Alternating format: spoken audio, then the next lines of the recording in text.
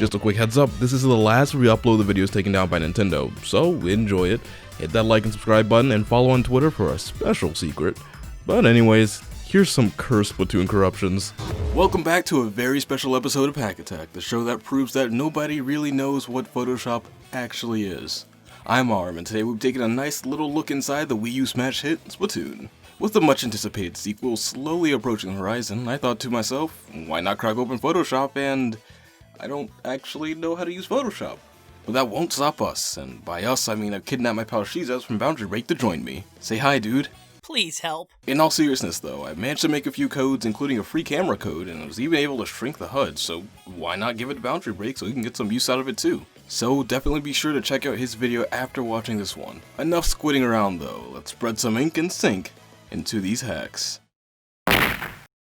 Our first hack is Backbreaker, and it's quite the weird code indeed. From the looks of it, our Inkling just has a lot of trouble keeping things straight. The walking animation on our little Inkling doesn't work too well at times, and neither does his spine. After looking around for a bit, I discovered what really controls the Inkling's lower lumbar.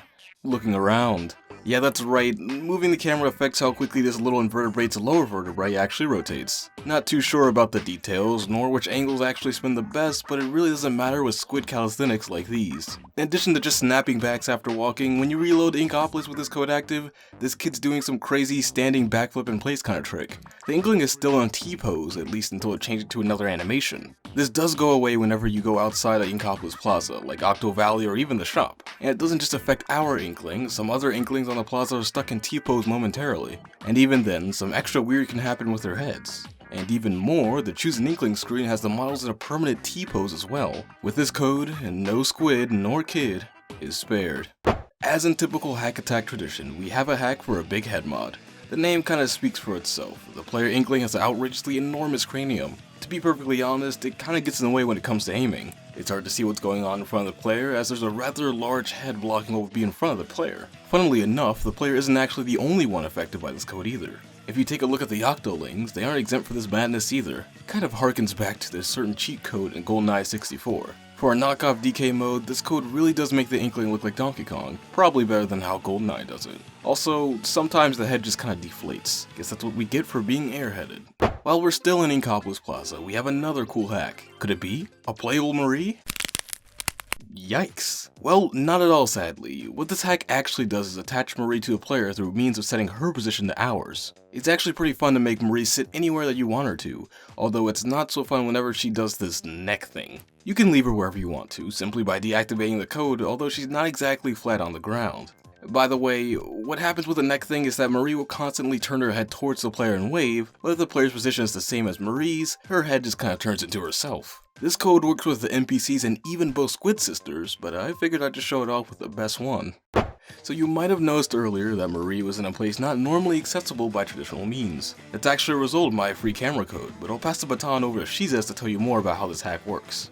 Thanks, Aurum. So this free camera mod is actually a hodgepodge of different codes to get the result of a free camera system. Firstly, the HUD and the Inkling are shrunk down so small that they're practically invisible. And then the player's vertical speed is set to the opposite of gravity, so that way the Inkling doesn't move when it starts flying. After that, the code keeps you from dying out of bounds, and the buttons adjust your position, which is pretty simple. Now you can do some pretty interesting things with this, including looking at some nice views, or even going out of bounds. But if you want to see these places out of bounds, check out my episode of Boundary Break after this one. That's pretty much all I do on my channel. Alright, good sir. Back to you. Alright, grounding ourselves from that last out of this world hack, let's go big for this one. If you're a fan of Splatoon's Tentacles, wait, what? You'll definitely enjoy this. This is just a really simple code that alters the size of the Inkling's tentacles. But why just make the tentacles large? Why not make the whole Inkling big instead, using the Inkling size modifier? It scales up both the Inkling in both kid and squid form to really any size that we want it to be. And I do mean any size. At this size, it looks like the Inkling is moving slowly, but it's actually the same speed as normal. It's just really an optical illusion. Also, some odd thing happens when you change the size and it doesn't update right away. Inkling just moves really fast until you change form. And now, you've seen Big Inkling, but have you seen Mini Inkling? Yes, you can even be incredibly small and just hop around like an actual sized calamari. But you do get to retain your massive fire powers, so I'd say that's pretty big. Okay, I'd say we're done changing the size of the player, but I think there's still a few things that alter about our Inkling. Simple stuff like how we can choose the eye color without going into the menu, or skin color that way too. You can even change into one of the 3 genders. But I know what you're thinking. Justin, there are only 2 genders, right? Well, without getting into Inkling gender politics, I'll just cut corners of my writing and say that the 3rd gender is an Octoling. The Octoling functions exactly the same as the Inkling, with the only thing changing is the hair. Now apparently, if you go online as an Octoling, you'll get banned, but good thing this video, a series of moving pictures, is all altered in a static image editing program. Otherwise, I'd be banned on Splatoon Online, which I currently am not. I think it's rather interesting to see an Octarian fighting a fellow Octarian. Something about it just feels really wrong in the right way. And nothing makes me feel that more than fighting the final boss, DJ Octavio, as an Octoling. Octolings are truly mysterious creatures. Again, we aren't done just yet modifying our Inkling, but this time it'll be kinda weird. If the Inkling squids and then unsquids while moving, we'll get this beautiful creature. But why walk weird when you can just not walk at all? Or you could live with this eternal faceplant, making the Inkling walk around almost like a slug. Or for more options, you could...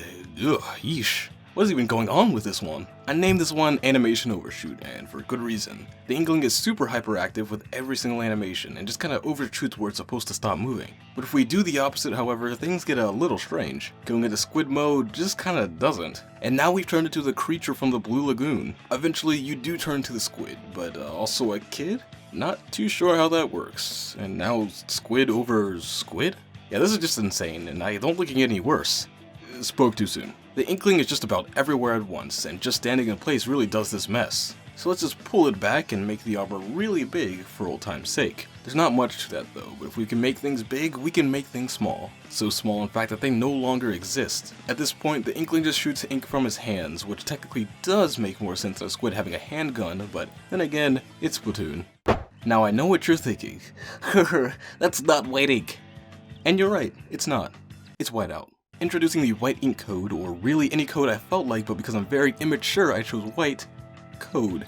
But because since that's a mouthful, I'll just stick with white. By altering a few choice addresses in groups of 3, any color is possible and available to change. I could probably change the team's color, and in this case the Octarian's colors too. And while this isn't limited to single player, just like the Octoling mod, there is a risk of a ban, so you might want to watch where you spray. And again, that's not just limited to white. If you want to go for an obnoxiously bright red, you can do that. And if you want to paint the town red, you can do that, although it doesn't really mean that you should. It'd be a lot better if you use real squid ink colors, like black. And I've gotta say, the black ink in this game looks very realistic, despite it not being a color that can actually be seen through normal means. And of course, I wouldn't finish off this hack without changing it to my signature color, and why does everything look like mustard? Bouncing along to the next code, we have the, well, bouncing bombs code. When you activate the code, it makes any thrown grenades bounce around rather wildly. They can get pretty out of hand, and not just because you throw them from your hand, out of hand. Now this only affects bombs before they're thrown, meaning if you activate this after the splat bomb is thrown, nothing will happen. But something that does happen is that these bombs bounce literally everywhere quickly, and they only get close to exploding when it actually hits the ground, but since it only touches down occasionally, it takes quite a while to actually explode. Also, for some reason, they always end up falling into the abyss. No idea if the code gives them a death wish. Of course, there's the inverse of the code, which is zero gravity bombs, and this one is quite interesting and amusing. You can just throw a ton of bombs and have them chill in midair. The burst bombs explode after a while, or even explode if something touches it, sort of like a naval mine. However, the splat bombs will never explode, which can be a little useful sometimes. In the Octo Valley stages, you can just throw a bomb and easily sneak past any enemy, because they'll be so focused on the bomb that you can just walk on by. Or if you're evil, like me, you could watch the Octarians just flee in complete panic. I feel a little bad to say that I enjoy it. To rule them with an iron fist, holding fear over their heads, that is how you rule.